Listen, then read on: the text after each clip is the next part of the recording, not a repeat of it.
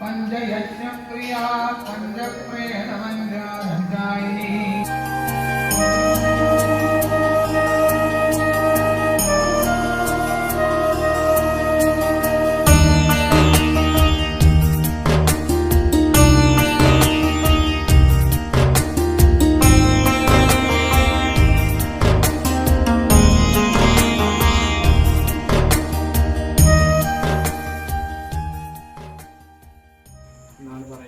ഭഗവതിയെ ആരാധിക്കുകയാണ്.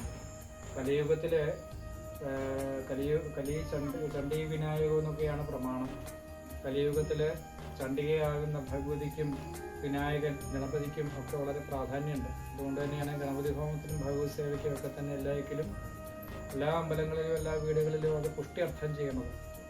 അപ്പോൾ ഈ ദുർഗാ ഭഗവതിയെ മഹാലക്ഷ്മി, മഹാസരസ്വതി, മഹാകാളി സ്വരൂപമായിരിക്കുന്ന ഈ ദുർഗാ ഭഗവതിയെയും ആവാഹിച്ച് പൂജിച്ച് ലളിതാ സഹസ്രനാമം, ദേവീ മാഹാത്മ്യം മുതലായ സ്തുതികളിലൂടെയൊക്കെ ഭഗവതിയെ സ്തുതിച്ച് വേദമന്ത്രങ്ങളിലൂടെയൊക്കെ സ്തുതിച്ച് ഭഗവതിയെ തൃപ്തിപ്പെടുത്തിയിരിക്കുകയാണെന്നാണ് പറയുക. ഇങ്ങനെ തൃപ്തിയായിരിക്കുന്ന ഈ ഭഗവതിമാരുടെ സാന്നിധ്യം കൊണ്ട് നമുക്ക് നിലവിലുള്ള ബാധാദുരിതങ്ങളെയും പ്രേതദുരിതങ്ങളെയും ഒക്കെ തന്നെ ആവാഹിക്കണം. അപ്പം അതിനായിട്ട് ആദ്യം നാഗവിഷയമില്ലല്ലോ ഉണ്ടോ? നാഗവിഷയമില്ലല്ലോ ഇല്ല. ആദ്യം ഈ നിങ്ങളുടെ കുടുംബക്കാരിൽ ഉള്ള മരിച്ചു എന്ന് രാവിലെ പറഞ്ഞിരുന്നു. മരിച്ച ആ പിതൃക്കളെ പ്രേത ഭാഗമായിട്ടാണ് നമ്മൾ കണക്കാക്കുക. പ്രേതം വെച്ചാൽ നമ്മൾ ഈ സിനിമയിൽ കാണുന്ന പോലെ ഉപദ്രവിക്കാൻ പറഞ്ഞ സാധനമൊന്നും അല്ല. അപ്പോൾ അങ്ങനെ ധരിക്കരുതെന്നർത്ഥം. ശരീരം വിട്ടുപോയ ആ ചൈതന്യ വിഷയത്തെയാണ് പിൻധാതും പ്രേതം എന്ന് നമ്മൾ പറയുക. അപ്പോൾ മരിച്ചു കഴിഞ്ഞാൽ ഉടനെ അത് പ്രേത ലോകത്തിലേക്ക് എത്തിപ്പെടുകയും കർമ്മങ്ങളെ കൊണ്ട് പിതൃലോകത്തിൽ എത്തിപ്പെടുകയും ആ പിതൃക്കൾക്കാണ് ബലി മുതലായ കാര്യങ്ങളൊക്കെ നമ്മൾ ഇടുക. പിതൃക്കൾക്കാണ് ഭഗവാന്റെ പാദത്തെങ്കിലേക്ക്, മഹാവിഷ്ണുവിൻ്റെ പാദത്തെങ്കിലേക്ക് സായുജ്യ പ്രാപ്തി ഉണ്ടാവുക. അപ്പോൾ ആദ്യം ആ പിതൃകലകളെ, പ്രേത കലകളെ മുഴുവനും നമ്മൾ അതാത് പ്രതീകങ്ങളിലേക്ക്, വെള്ളി കൊണ്ടുള്ള പുരുഷന്മാരെ വെള്ളി കൊണ്ടുള്ള പുരുഷപ്രതിമയെങ്കിലും സ്ത്രീ വിഭാഗങ്ങളെ മുഴുവൻ സ്ത്രീ പ്രതിമകളിലേക്കും ഒക്കെ തന്നെ ആവാഹിക്കും. ആവാഹനാദി കാര്യങ്ങളെല്ലാം കഴിഞ്ഞാൽ ബാധാവേർപാട് എന്ന് പറയും.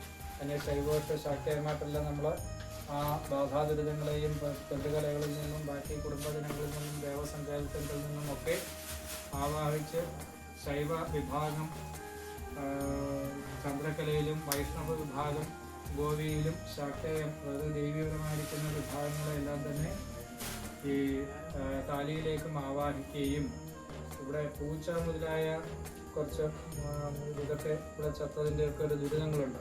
പഴയ മാർജാര രക്ഷസ് എന്നാണ് പറയുക. ആ മാർജാര രക്ഷസിനെ മാർജാര പ്രതിമയിലേക്കൊക്കെ ആവാഹിച്ച് ഈ ക്ഷേത്ര സങ്കേതവും ദേവചൈതന്യവും ഒക്കെ തന്നെ ശുദ്ധിയാക്കുന്ന പ്രക്രിയയാണ് നിലവിൽ ഇപ്പോൾ നടക്കുന്ന ആവാഹന എന്ന് പറയുന്ന പ്രക്രിയ. എല്ലാവരും ഇനിയും ഉള്ള സമയങ്ങളിൽ വളരെ ശ്രദ്ധാപൂർവം ഇരിക്കണം. ആവാഹന തുടങ്ങിയാൽ അത് കഴിയുന്നത് വരെ എല്ലാവരും ഉണ്ടാവണം. ഓരോ ആൾക്കാരുടെ പ്രേതകലകളെ ആവാഹിക്കുമ്പോൾ അവരവരുടെ ബന്ധുക്കൾ ആരെങ്കിലും ഉണ്ടെങ്കിൽ അവരിവിടെ വരേണ്ടതാണ്. അപ്പോൾ ഇവിടെ പേര് വിളിക്കുന്നതിനനുസരിച്ച് അതാത് ബന്ധുക്കൾ ഇവിടെ വന്ന് ഇവിടെയുള്ള അക്ഷതവും പൂവും, അക്ഷതം വെച്ചാൽ നെല്ല് വരിയും മുമ്പിലില്ലേ, അങ്ങനെ അക്ഷതം എന്നാ പറയുക. അക്ഷതവും ഒരു പൂവും, ഒരുപാട് പൂവ് എടുക്കാൻ പാടില്ല, ഒരു പൂവും കൂടി എടുത്തിട്ട് നമ്മൾ ഈ പ്രേത വിഭാഗങ്ങൾ എന്താണോ നമ്മൾ ഇവിടെ പേരുന്നാളൊക്കെ പറയും, മരിച്ച നാൾ, ആ പ്രേത കലകൾ ഞങ്ങളിൽ നിന്നും ഞങ്ങളുടെ കുടുംബാംഗങ്ങളിൽ നിന്നും സ്ഥാവരജംഗമ വസ്തുക്കളിൽ നിന്നും ദേവസങ്കേതത്തിൽ നിന്നും ഒക്കെ വിട്ടുമാറി ഇവിടെ ഉള്ള ആവാഹിക്കപ്പെടുന്നതായ ആ പ്രതിമയിലേക്ക് പൂർണ്ണമായിട്ടും സാന്നിധ്യം ഉണ്ടാവണമേ എന്ന് മനസ്സിൽ നന്നായിട്ട് പ്രാർത്ഥിച്ച് ഒഴിഞ്ഞ് ഈ വേറൊരു പ്ലേറ്റ് വെച്ചിട്ടുണ്ടല്ലോ അവിടേക്ക് ഇടണം. തമ്മിൽ തൊടിയിക്കാൻ പാടില്ല. അപ്പം ഓരോന്നായിട്ട് ദൈവജ്ഞൻ പറഞ്ഞു തരും. അതും പ്രകാരം നമ്മൾ ഓരോന്നായിട്ട് മുന്നോട്ട് ഓരോ ആവാഹനാദി കാര്യങ്ങളും ചെയ്യും. വളരെ നിങ്ങളുടെ എല്ലാം നന്നായിട്ടുള്ള പ്രാർത്ഥന വേണം, ശ്രദ്ധാപൂർവമുള്ള പ്രാർത്ഥന കാര്യങ്ങൾ വേണം. കുട്ടികളൊക്കെ പിന്നെ കളിച്ചാൽ മതി എന്ന് പറയും, അവിടെ മാറിയിട്ട് അപ്പുറത്ത് പോകാൻ പറയും. അപ്പം ആവാഹന സമയത്ത് നിശബ്ദമായിരിക്കണം, ഫോണൊന്നും ഉപയോഗിക്കരുത്. പിന്നെ സംശയം എന്തെങ്കിലും ഉണ്ടെങ്കിൽ ദൈവത്തിനോട് ചോദിക്കണം. അതേപോലെ ആദ്യം നമ്മൾ വിശ്വാസം നോക്കല്ലോ, ഈ കർമാധികാര്യങ്ങളുടെയും ഒക്കെ നിങ്ങളുടെ പ്രാർത്ഥനാധികാര്യങ്ങൾ, വ്രതശുദ്ധികൾ, ഇവിടുത്തെ കർമ്മങ്ങൾ, ഇതിൻ്റെയൊക്കെ ആകെത്തുകയാണ് ഈശ്വരാധീനം എന്ന് പറയുക.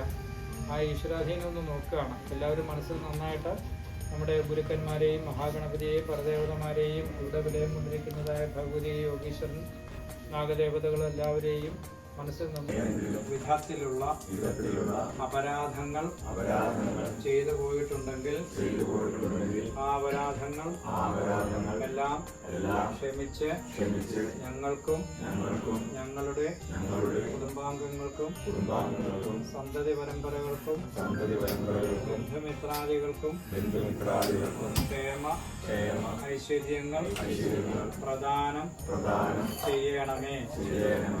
യാനി യാനിച പാപാനി ജന്മാന്തര കൃതാനിച താനി താനി വിനശ്യന്തി പ്രദക്ഷിണ പദേ പദേ. എല്ലാവരും നിന്ന് അവിടെ തന്നെ നിന്നൊരു 3 പ്രദക്ഷിണം പോലെ ചെയ്യുന്നു. എന്നിട്ട് ഭഗവതിയോട് എല്ലാ അപരാധങ്ങളും ക്ഷമിക്കണേന്ന് പ്രാർത്ഥിച്ച് നമസ്കരിക്കാൻ പറ്റുന്നവർക്ക് നമസ്കരിക്കുക, ഇല്ലെങ്കിൽ തൊഴുക.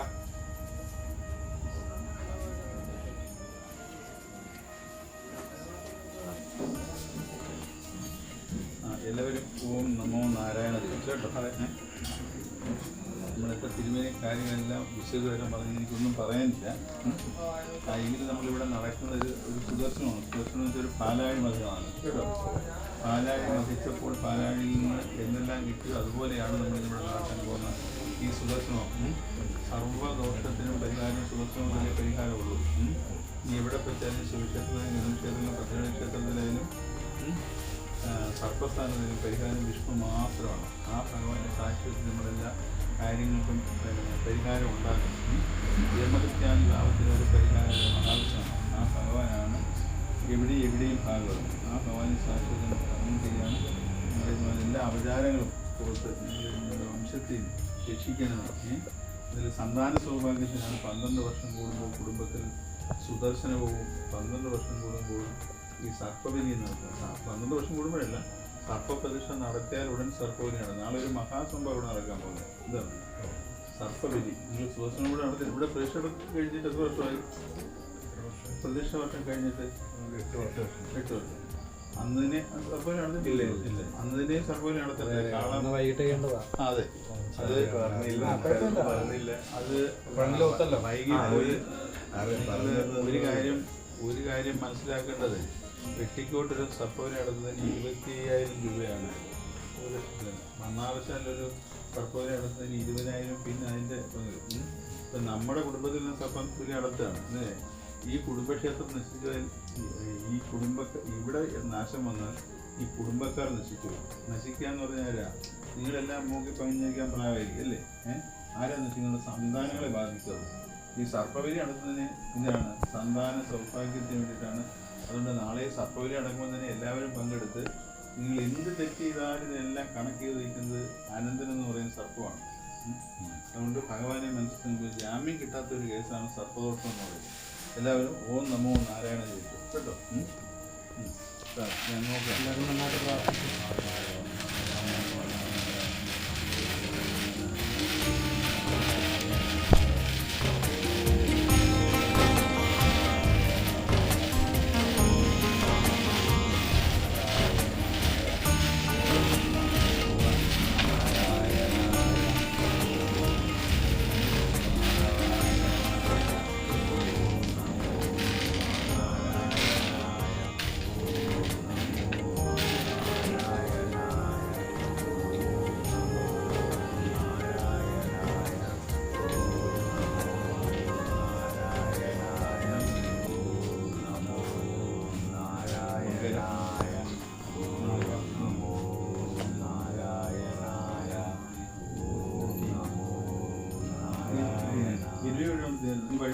കൊടുത്തായിരുന്നു?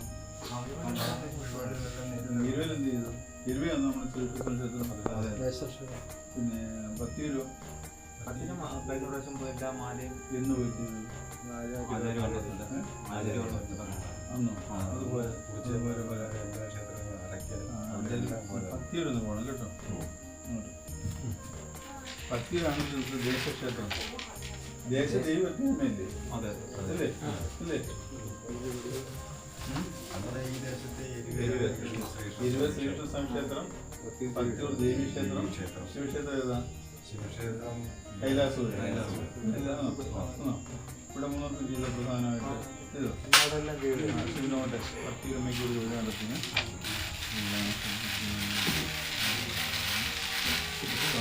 ഒരു ദക്ഷിണയൊക്കെ വയ്ക്കണം കേട്ടോ.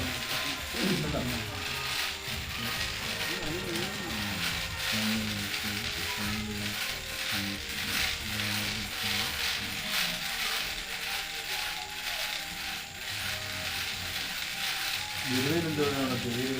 ഇരുവയിൽ ഇപ്പം നടത്തിയതോ? ഇപ്പൊ ഒരു നല്ല കാര്യം നടത്തിയത് അന്ന് നടത്തിയതേ ഉള്ളൂ. അതിപ്പോൾ എത്ര നാളായി?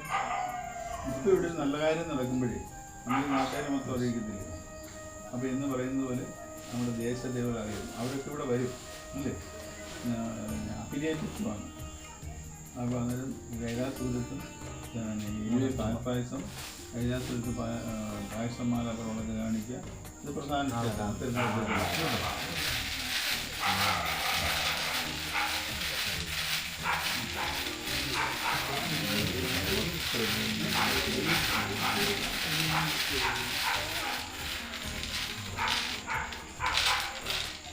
ഇനി ദക്ഷിണയൊക്കെ ആയിട്ട് വേണം പോകാൻ കേട്ടോ.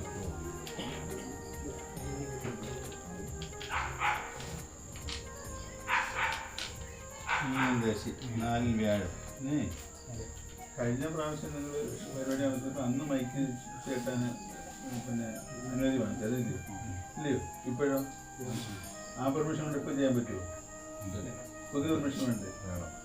മീനൻ രാശി 4 വ്യാഴം വന്നു കേട്ടോ. സർവീശ്വരാണാം ദക്ഷിണീയസ്തുത്തിൽ സാന്നിധ്യമസ്മാൻ ദക്ഷിണ അനുകൂലി പ്രായോനുകൂല സകലാക്ഷര. സർവേശ്വരനായ വിഷ്ണു സാക്ഷാൽ എല്ലാ ദേവന്മാരും പ്രസാദിച്ചിരിക്കുന്നു.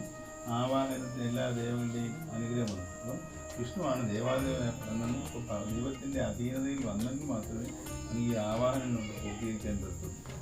ദൈവത്തിൻ്റെ കയ്യിൽ അല്ലെങ്കിൽ പിന്നെ ചെകുത്താൻ്റെ കയ്യിലാണ്. അപ്പോൾ ദൈവത്തിൻ്റെ കയ്യിൽ വന്നിരിക്കുകയാണ്. നമ്മൾ ആവാഹനത്തിലേക്ക് കടക്കുകയാണ് കേട്ടോ. നാളെ തന്നെ രാവിലെ പോയി ചെയ്യാം. അല്ലെങ്കിൽ നിങ്ങൾ എല്ലാ കാര്യങ്ങളും നാളെ തന്നെ താമസിപ്പിക്കണം.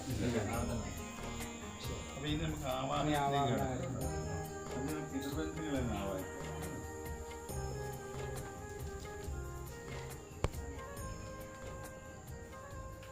ഈ ദേവരാജനായ